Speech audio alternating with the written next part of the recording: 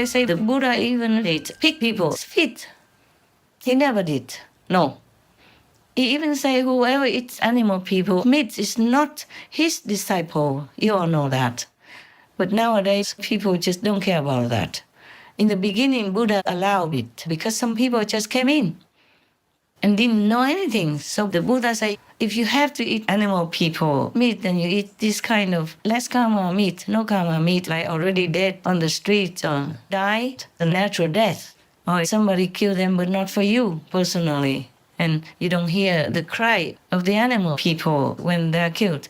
But this was just in the beginning, because at that time, the Buddha just lived under the tree, in the tree, like some trees have a hollow, a big tree like a Bodhi tree. The body of that tree could be like a house or bigger even, and there was a hollow in that tree near the root when they separated. During the process of growing, then the Buddha would sit in one of those hollows, like many of the monks before. And now some still do that, or sit in a cave or something.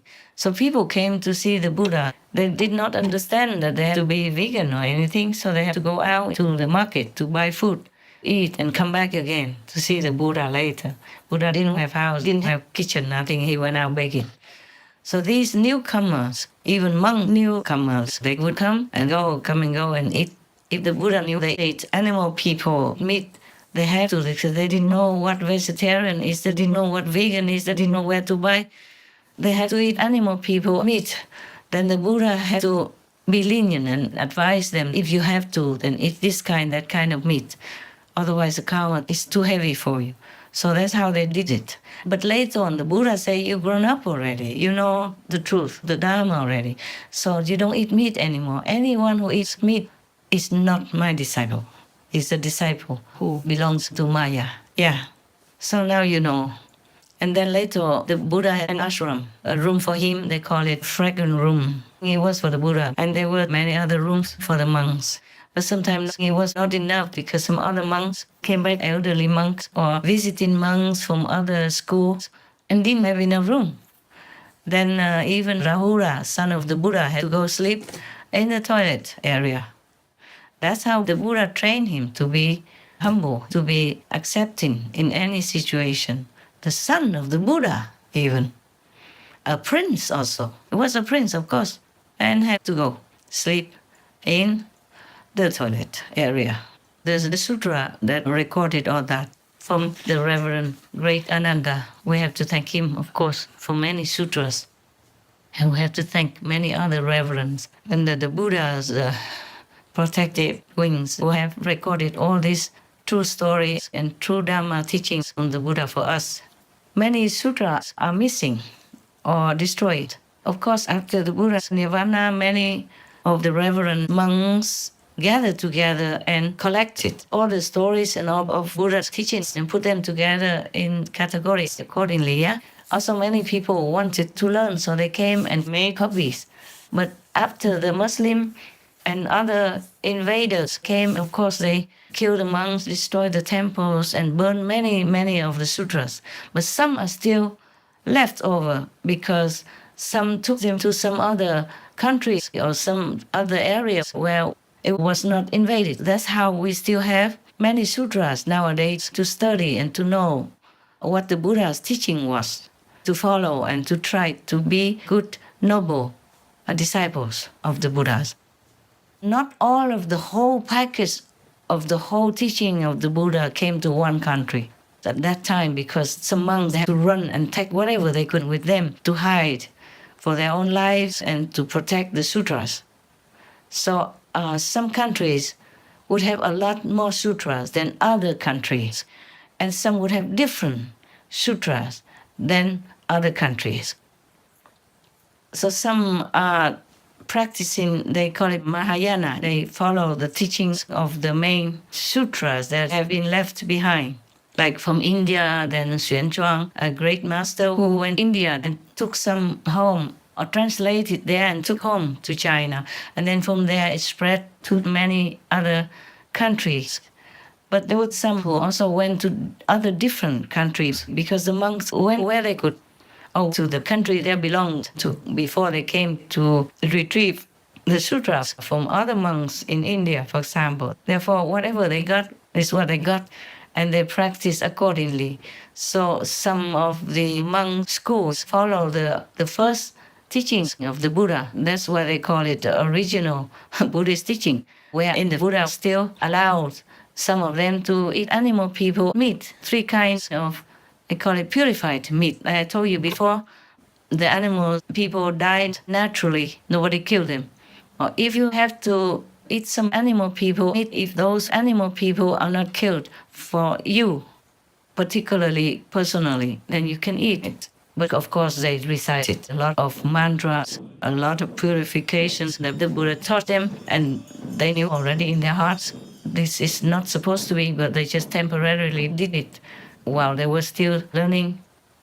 In the old times, it was not easy probably to go to buy vegan food. For those who were from other countries, other provinces, or other counties who were not used to the life and the way around the towns or cities where the Buddha was. So they just said to eat whatever they could, to eat whatever the people gave them for temporarily until they settled down and learned with the Buddha or stayed there, and then they would know everything.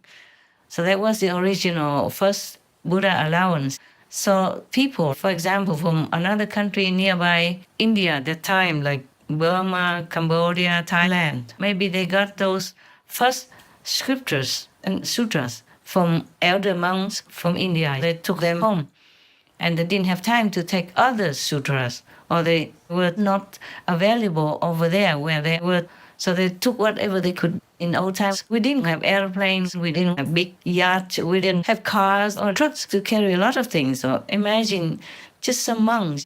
Maybe they could rent a cow cart or something, but not everywhere had. So they have to consider that they have to carry the sutras by themselves on some road in some area where they had no car, no bus, nothing. Like in the Himalayas, where I went up, in many areas, I just walk all the time.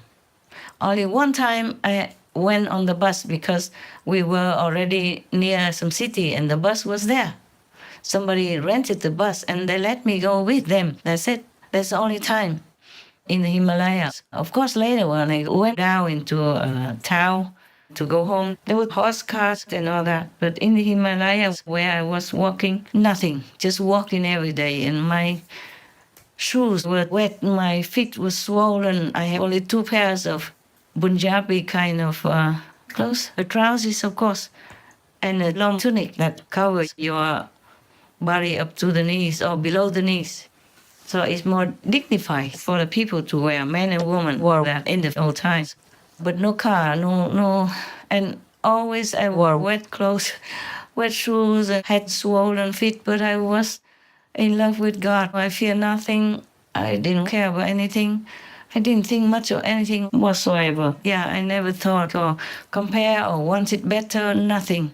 I didn't have a lot of money either. It had to last, so I couldn't even afford to have anybody to carry luggage, so I just carried my clothes, one pullover. I thought maybe I need it because that's all I had. And another pair of Punjabi pajama-like clothes inside the sleeping bag to protect from the rain. And one I would wear, that's it. I couldn't afford anything more. And a plate to cook chapatis and make tea at the same time.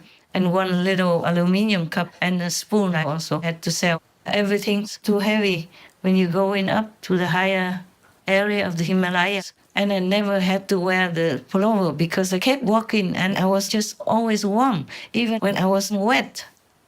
Somehow God protected me. Wherever it was supposed to be dry, it was dry. Only the feet were wet because they were always walking in a wet area. When the snow melts, it's messy and muddy also, and always wet. But that I could not do anything about. I have only one pair of that sport shoes, and I had no socks afterward.